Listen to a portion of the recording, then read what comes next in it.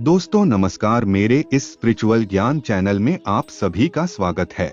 दोस्तों, वाल्मीकि रामायण के अनुसार जटायु प्राण त्याग देते हैं और श्री राम अपने पिता के समान मानकर उनका अंतिम संस्कार करते हैं।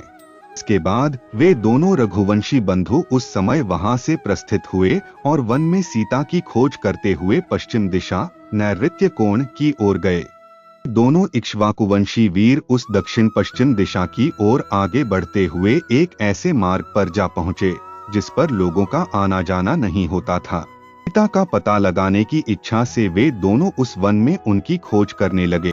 जहाँ तहाँ थक जाने पर वे विश्राम के लिए ठहर जाते थे। तत्पश्चात वे दोनों भाई 3 कोस पूर्व जाकर क्रौचारण्य को पार करके मतंग मुनि के आश्रम के पास गए।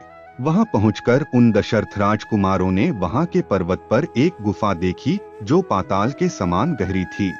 उसके समीप जाकर उन दोनों नरश्रेष्ठ वीरों ने एक विशालकाय राक्षसी देखी जिसका मुख बड़ा विकराल था।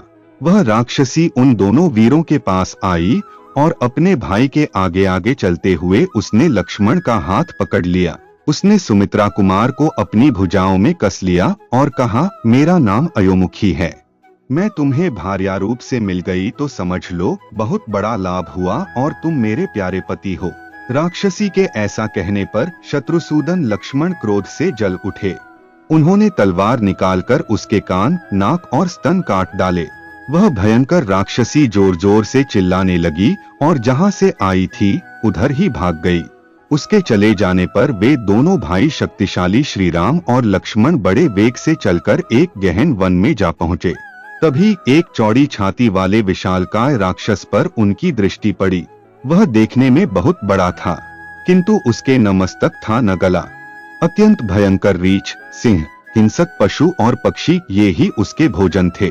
वह अपनी एक एक योजन लंबी दोनों भयानक भुजाओं को दूर तक फैला देता और उन दोनों हाथों से नाना प्रकार के अनेकों भालू, पक्षी, पशु तथा मृगों के युद्धपतियों को पकड़कर खींच लेता था। उनमें से जो उसे भोजन के लिए अभीष्ट नहीं होते उन जंतुओं को वह उन्हीं हाथों से पीछे ढकेल देता था। दोस्तों, आशा करता हूँ आपको यह वीडियो पसंद आई होगी। वीडियो पसंद आई हो तो वीडियो को लाइक और शेयर कीजिए और मेरे इस चैनल को भी सब्सक्राइब अवश्य कीजिए। धन्यवाद।